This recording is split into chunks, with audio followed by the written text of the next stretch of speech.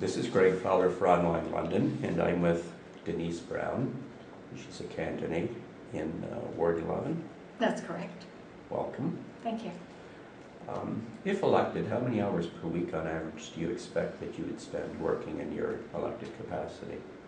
As many hours as it takes to accomplish, to answer all the questions, to make sure that I read the notes properly, that I'm prepared for the meetings. I expect it's going to be about 30 to 40 hours a week.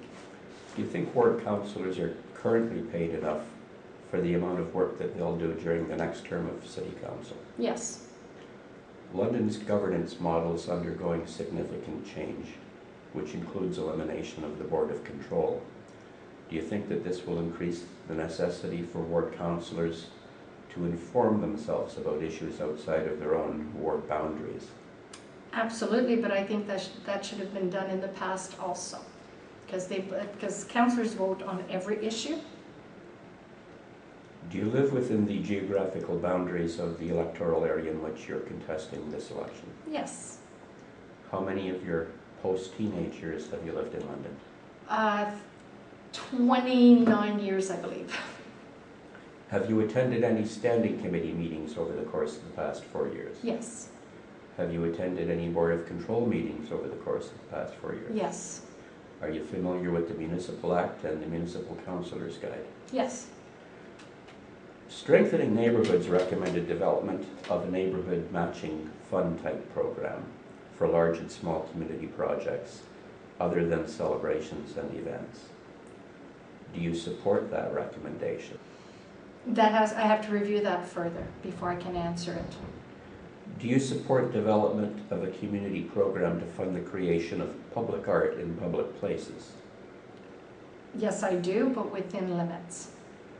Should the City of London and its boards and commissions embrace the concept of making their data open and accessible to everyone as often as is possible and adopting open standards for that data?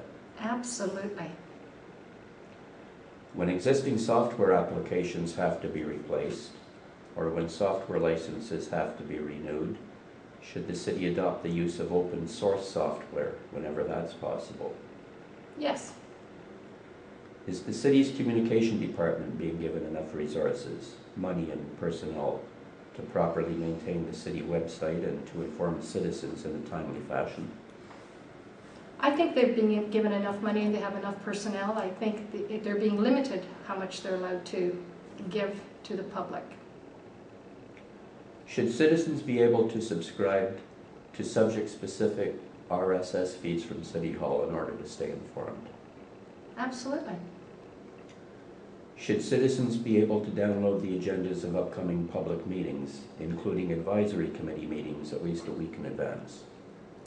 Unfortunately, the agendas are not ready a week in advance as it is. They're only ready on the Thursday or Friday previous to the meeting, so they should be prepared earlier with last-minute additions. So yes. Despite the requirement of the Municipal Act that all City Hall meetings be public except for specific reasons, it's been argued that they most often are not because of the inability of the public to hear what's being said.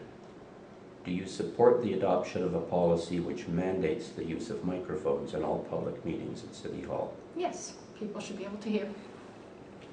Do you think that the City of London ought to be webcasting all of its public meetings? Yes. Do you think that all of the city's boards and commissions ought to be webcasting all of their public meetings? Absolutely. Should the chairpersons of all public meetings at City Hall have to announce motions and amendments to motions and the number of votes for and against those motions so that the public can understand what's taking place? Yes. Should London hire an Auditor General? I'd have to review. I believe it's important, but we'd have to assess the cost versus the benefits, but I do believe it is important, yes. Should homeowners have to pay a percentage of the cost for the repair of damage to underground infrastructure on their own property that has been caused by city-owned trees? Good question. I don't have the answer. Do you agree with the placemaking concept of neighborhood gateways? Yes. Should there be increased user representation on the London Transit Commission? User representation? Absolutely. If the City of London is going to provide venture capital to businesses, should the city be guaranteed a return on its investment in the event that those businesses become profitable? If the city's providing money, yes. Should people be allowed to naturalize their lawns? Naturalize their lawns. Yes, as long as it, depending on what they have on their lawn, as long as it's not causing problems to their neighbors when they're trying to exit their driveways. Are London's pedestrians and pedestrian issues sufficiently represented at City Hall? I don't know the answer to that. The traffic and parking bylaw prohibits people from using any sidewalk for any purpose other than pedestrian traffic, except as specifically permitted. Should downtown patios, which consume most of the width of the public sidewalk, be permitted? Not if they're blocking the sidewalk, no. When closure of a public sidewalk for construction purposes takes place, what steps should be required to ensure that pedestrians are not forced out onto the roadway in a manner which puts them at risk? Oh, that's a very good question. We have to make sure the pedestrians are safe. I would think even if we had to block one lane temporarily. Is the warranted sidewalk program sufficiently funded? I'd have to review that. Is the warranted walkway program sufficiently funded? Again, I'd have to review that. Old, unlit streets are not lit unless there's a local improvement program application and cost share amongst owners. Do you agree with that policy? I think it's important. Safety is very important in the city. However, the places, the streets where they don't have lighting at night are saying we don't want them because we don't want the increase in fees, but that only welcomes more crime, in my opinion. Do you think that special funding ought to be provided to London Police for the purchase of additional speed watch radar trailers and the cost of having the auxiliary police section deploy them on a frequent basis? I would have to know what kind of budget that is before I could give you an answer. Should the city be spending as much as it is per year from the federal gas tax to construct on-road bike lanes in London? Even the bike lanes often have me concerned. I know they're important. There's a lot of bikes, but bike lanes still have me concerned. We have to enforce, we have to continue because there's so many people who use that as an alternate mode of transportation, but we have to better educate people on those bicycles. Should bicycles be allowed on public sidewalks? If it's a child, yes. Should persons in motorized wheelchairs and other mobility devices that are on public sidewalks be obliged to yield for pedestrians? Personally, I move to let them go through.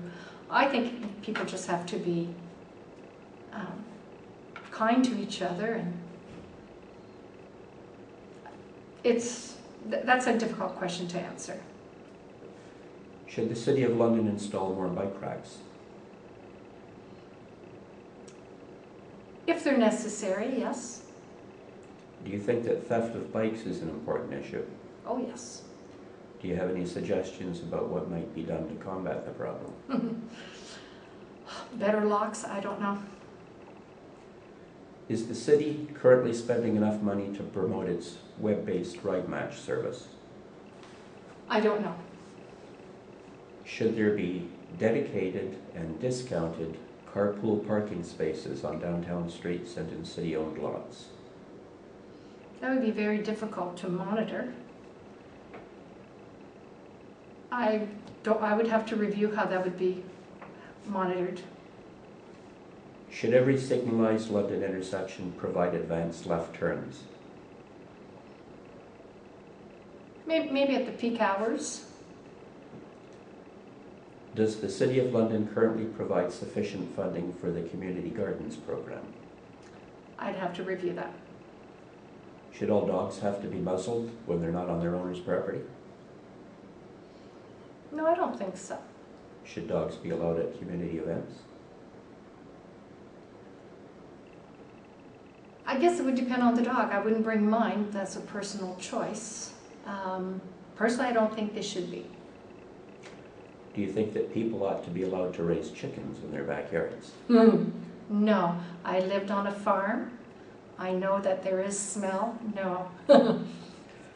That concludes the question and answer interview. Thank you.